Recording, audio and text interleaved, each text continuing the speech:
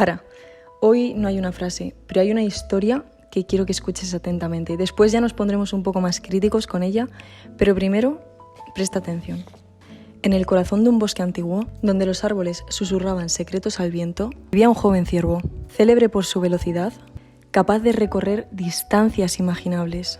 En un suspiro. Sus patas, delgadas como ramas, lo sostenían con tal ligereza que parecía flotar en el suelo cubierto de hojas. Cada día, el ciervo vagaba por el bosque, con una mezcla de curiosidad y cautela, sabiendo que el peligro acechaba en cada rincón de aquella extensión de naturaleza salvaje. Una tarde, el sol empezaba a descender, tiñendo de tonos dorados y naranjas el cielo. El ciervo, sediento por el calor del día, se acercó a un río cristalino que serpenteaba entre las rocas. Se acercó, inclinando su hocico al agua, pero justamente en ese instante, una sensación helada recorrió su espalda. Algo en el ambiente cambió. El aire se tornó pesado. El bosque guardó silencio. Con sus ojos oscuros y brillantes, el ciervo percibió un sutil movimiento a su izquierda. Allí, entre la maleza, una serpiente venenosa emergía lentamente hacia la superficie. Su piel brillando entre reflejos dorados bajo los últimos rayos de luz y sus ojos fríos se fijaron en el ciervo.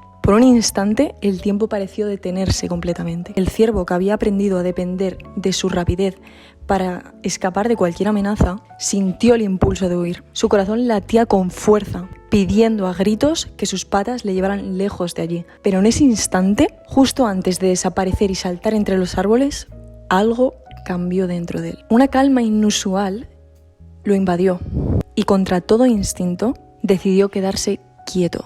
Sus patas, que tanto le habían servido, ahora estaban ancladas al suelo, mientras todos esos pensamientos horribles se agolpaban en su mente. Observó a la serpiente con detenimiento, notando cómo su cuerpo se movía lentamente, sin prisa, buscando un lugar donde tomar el sol. No había ningún tipo de agresión en sus movimientos, solo la necesidad de calor en aquella fría tarde. El ciervo, aún con el peligro tan cerca, dio un paso atrás, no por miedo, sino por respeto. Retrocedió lo suficiente para mantener una distancia segura, pero sin perder de vista a aquella serpiente. Luego volvió a inclinarse al agua y bebió despacio, sintiendo la frescura de aquel río. La serpiente, al ver que no representaba ningún tipo de amenaza, se deslizó hasta la roca cercana, donde se enrolló para absorber aquel calor restante del día. El ciervo terminó de beber y, con una última mirada hacia la serpiente, se adentró de nuevo en el bosque. Pero algo había cambiado.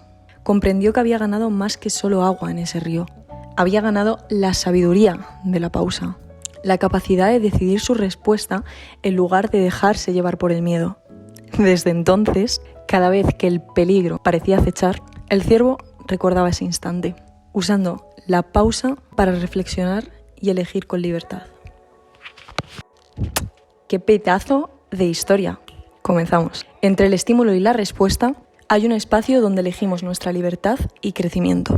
Nos ponemos ya un poco más técnicos y os voy a poner un ejemplo un poco tonto. Los leones cazan y atacan por su instinto. Su comportamiento está dictado por el estímulo y la respuesta. El hambre y la necesidad no les dejan mucho margen para decidir deliberadamente. Ellos simplemente reaccionan a sus instintos primarios sin el espacio para tener una reflexión consciente. Como seres humanos, tenemos la capacidad única de reflexionar sobre nuestras acciones y de elegir cómo responder a los estímulos. Y habrá mucha gente que piense, yo eso ya lo sé, mentira. No lo sabes. Si lo supieras, tu cuerpo no reaccionaría de manera inconsciente a ciertos comportamientos o conductas que se repiten. Literalmente tienes memorizada la emoción. En el libro de Deja de ser tú lo explica a la perfección. Os hago un pequeño resumen de cómo funciona el patrón de memorización en los seres humanos. Quédate con esto. Pensamiento, recuerdo, emoción. Pensamiento, recuerdo, emoción. Patada en la pared, la patada que le metí a la pared, la sensación que sentí al romperme el dedo gordo del pie al meterle la patada a la pared. El pensamiento produce un recuerdo que a su vez crea una emoción. Con el tiempo, el pensamiento se convierte en un recuerdo, al que le sigue una emoción. Ahora bien, si este proceso se repite lo suficiente, el pensamiento acaba siendo el recuerdo, que a su vez es la emoción. Has memorizado completamente la emoción. Sé que suena un poco lioso, pero vamos a extrapolarlo. Ahora, cada vez que se repite una situación en un entorno externo, creas en tu cerebro y cuerpo las mismas emociones que provocaste cuando sucedió esa situación. ¿Qué hace que sientas como si lo estuvieras viviendo de nuevo. El ejemplo que he puesto del pie no es el más común, o eso espero. Pero los ejemplos más comunes suelen ser el miedo, la ansiedad, dolor emocional. Que ojo, no todo tiene por qué ser malo, también se puede aplicar este patrón de memorización de emociones para cosas buenas, positivas. Guay, genial. Pero ¿cómo se rompe esta sensación en la que sientes que no tienes control sobre aquello que estás sintiendo, que simplemente te pasa de manera automática, que no puedes pararla? Todo esto que te he dicho tiene una cosa en común, el pasado.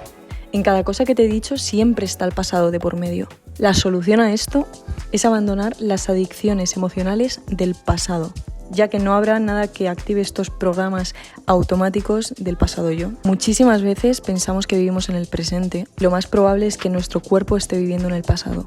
En la sociedad actual parece que estamos cada vez más atrapados en una dinámica de estímulos, de respuestas inconscientes y automáticas. Esta constante exposición a estímulos, ya sea a través de tecnología, redes sociales o presiones sociales, pueden llevarnos a reaccionar sin pensar, a actuar por impulso en vez de deliberar por nosotros mismos. Este comportamiento reactivo nos acerca bastante a la forma de actuar que tienen los animales, alejándonos de nuestra capacidad humana de reflexión y elección ante las cosas. Para recuperar nuestra libertad, necesitamos ser plenamente conscientes de este espacio que hay entre el estímulo y la respuesta. Es necesario que haya ese hueco entre medias, en el que tu cabeza procese qué es lo que está pasando y si de verdad quieres actuar de esa manera. O simplemente estás actuando así porque es una cosa que has seguido durante muchísimo tiempo. ¿Cómo podemos hacer esto? Practicando la autoobservación, es decir, reconociendo qué tipo de pensamientos vienen a tu cabeza, qué sensaciones sientes en X situaciones, siendo consciente básicamente de cómo responde tu cuerpo a esas cosas. Bueno, yo iba a decir autoconocimiento, pero básicamente es más de lo mismo, ¿no? Solamente así podremos tomar decisiones informadas y alineadas con nuestros valores y lo que queremos, en lugar de simplemente reaccionar a los impulsos inmediatos. So, you should always be aware of why you act a certain way. By the way, question for you: when do you notice this kind of feelings the most? See you on the comments. Bye bye. Love you.